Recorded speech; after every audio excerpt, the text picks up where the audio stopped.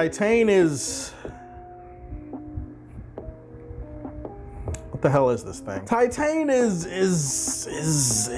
it's a weird, it's a new body horror drama type of film, and it was directed and written by Julia Ducarna. I think that's how to say her name. I'm pretty sure I am butchering it. I do apologize. I mispronounce her name. It's Ducarna or Ducarna. I think that's how to say her name. This film stars Alexi Roselli and Vincent Linden, and it's very, very difficult to set up the story for this movie and to tell you what the movie is about.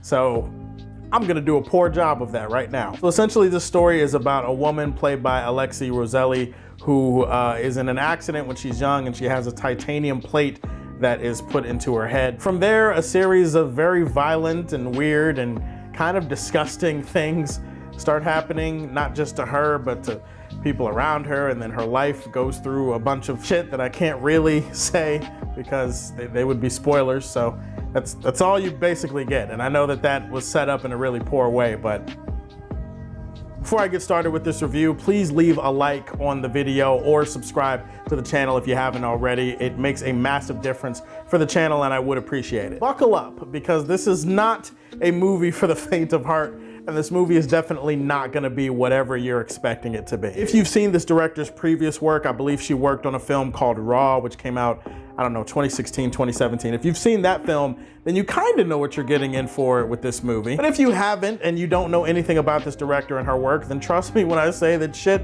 gets weird. Shit gets really, really weird. This is a film that definitely is going to make you feel uncomfortable at different spots. If you're into body horror, I would imagine that you're going to enjoy certain parts of this film that might gross out and disgust other people. There's kind of a grotesque and beautiful nature to the way that this film is shot and edited, and that is one thing I do want to single out right off the bat, is how it's directed. I love the use of colors and lighting in this film. I love the emphasis on eyes. I love the fact that the director is able to take different shots within the frame and make it feel very intimate, very personal. Sonically, the movie also is pretty solid too. There's kind of a riveting yet understated quality to the musical score that I appreciate. I definitely want to go back and re-listen to the thing. The performances all around are pretty solid, most notably from Vincent Linden. Vincent Linden plays a firefighter in this film who kind of crosses paths with the main protagonist in this movie. He was incredible. In fact, most of the emotional stuff, the emotional core that exists within this movie,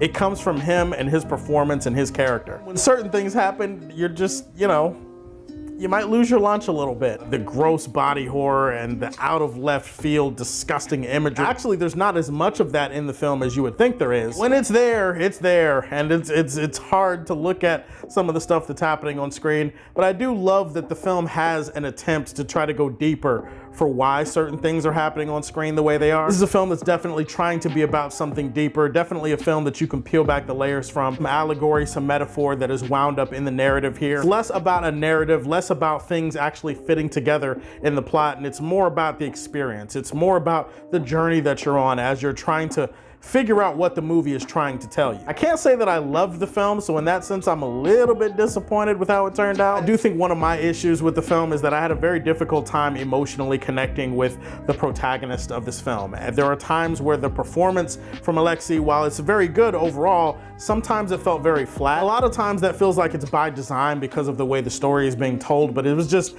very hard to get behind her, to get invested in her and everything that was going on with her as a character. There were other characters, other actors, other performances that I felt way more invested in throughout the runtime. Very emotionally cold and distant from that performance, and I wish that I felt a little bit more invested in that. And that's a problem because she is in majority of the movie. Obviously, the entire movie is framed from her perspective. While there is some strong allegory and metaphors to play with in the story for this film, I do feel like sometimes the movie is trying to decide what it wants to be, whether it wants to lean heavily into that kind of movie or whether it wants to kind of tap dance around it and be ambiguous. I actually wouldn't mind if it tried to be more ambiguous or whatever, if it was a little bit more subtle, but I think my issue is that there are actually some very problematic and weird mixed messages that this movie is sending about some of the allegory and metaphoric things that are within its story. It's so hard to talk about this thing without spoiling spoiling it, and I'm not going to spoil it here, but it's just, there's some takeaways from the movie where I'm just like, is this what you were trying to say? And do you realize how problematic that might actually be?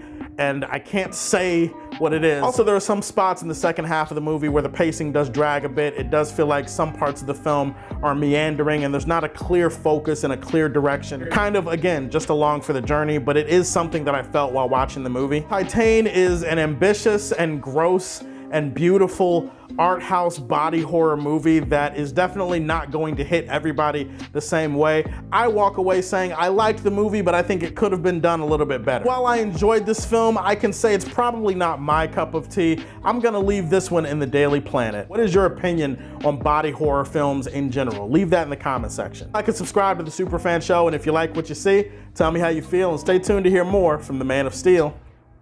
Peace.